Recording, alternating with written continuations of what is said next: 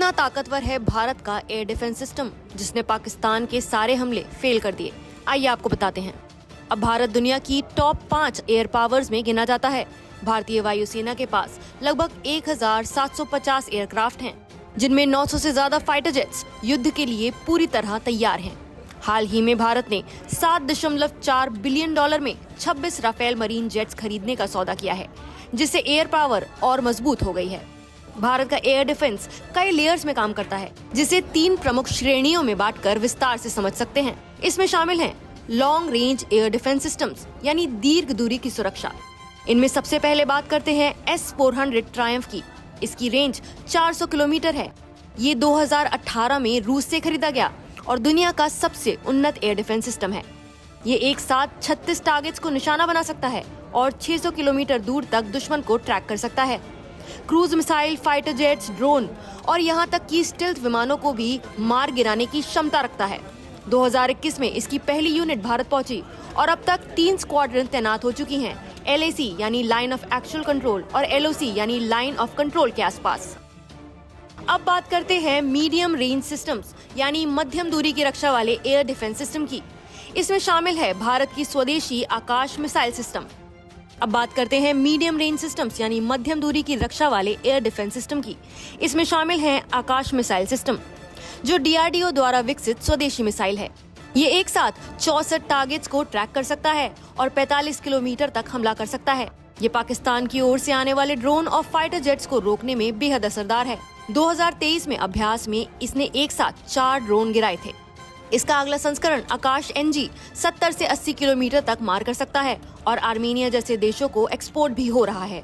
Medium range systems में Barack 8 भी शामिल है, जिसकी रेंज 100 किलोमीटर है। ये भारत और इजराइल की साझेदारी से विकसित MRSAM सिस्टम है। इसे फ्रंट लाइन एयरबेस की सुरक्षा के लिए तैनात किया जा सकता है, खासकर पंजाब और पश्चिमी सीमा पर। ये तेज गति से उड़ने वाले टारगेट्स और मिसाइलों को हवा में ही नष्ट कर देता है। भारत के एयर डिफेंस सिस्टम में शॉर्ट रेंज सिस्टम्स यानी निकट दूरी की रक्षा के मिसाइल्स भी अहम भूमिका निभाते हैं। इसमें QRSAM यानी quick reaction surface to air missile शामिल हैं। ये मोबाइल लॉन्चर पर आधारित तेज प्रक्रिया देने वाला मिसाइल सिस्टम है।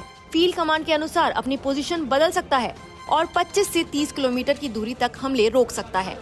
वहीं स्पाइडर, जो एक इजरायली सिस्टम है, फाइटर जेट्स और हेलीकॉप्टर्स को बहुत कम रेंज यानी लगभग 15 से 20 किलोमीटर पर टारगेट करने में सक्षम है। ये ऑप्टिकल और थर्मल सेंसर्स के साथ काम करता है। अब बात करते हैं VSHORAD यानी very short range air defence system की। ये फ्रंट लाइन सैनिकों के साथ तैनात किए जाने वाला मिसाइल सिस्टम है। मैन पैड्स जैसे इग्ला, स्ट्रेला और गन मिसाइल हाइब्रिड सिस्टम जैसे स्ट्रेला 10, टुंगुस्का, ZSU-23 शिल्का, L-70 और sky shield air defence gun इसी में शामिल हैं। इसके साथ ही भारत काउंटर ड्रोन सिस्टम्स यानी ड्रोन विरोधी तंत्र से भी लैस है। इसमें DRDO anti drone systems radar से ड्रोन को पहचानता है, RF जैमर से उसका कंट्रोल खत्म करता है और लेजर गन से नष्ट करता है। इसे देश के कई एयरबेस, सीमावर्ती क्षेत्र और प्रमुख कार्यक्रमों में इस्तेमाल किया जा चुका है। वहीं MPCDS यानी man portable counter drone system सैनिकों के लिए पोर्टेबल एंटी ड्रोन यूनिट है, जिसे 2024 में तैनात किया गया। ये तेजी से हमला करने वाले छोटे ड्रोन के खतरे को रोकने में अहम भूमिका निभाता है। अब बात करें लॉइटरिंग म्यूनिशंस जैसे इंडियन मेड सुसाइड ड्रोन्स की, तो ये भारत के सैन्य संचालन का हिस्सा बन चुके हैं। ऑपरेशन सिंदूर के दौरान इनका पहली बार उपयोग हुआ, जिससे पाकिस्तान के भीतर कई टारगेट्स को सटीकता से नष्ट किया गया। भारत में एकीकृत एयर डिफेंस नेटवर्क की स्थापना हो चुकी है, जिससे आर्मी, एयरफोर्स और नेवी की संपत्ति आपस में जुड़ी हुई है।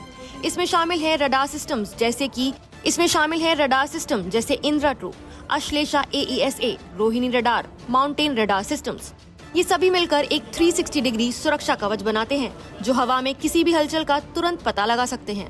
भारत का एयर डिफेंस सिस्टम अब सिर्फ रक्षा तक सीमित नहीं है, ये एक निवारक हमला क्षमता भी प्रदान करता है। ऑपरेशन सिंदूर में भारत ने ये सिद्ध कर दिया कि वो न केवल हमलों को रोक सकता है, बल्कि दुश्मन को उसी की जमीन पर जवाब देने में पूरी तरह सक्षम है।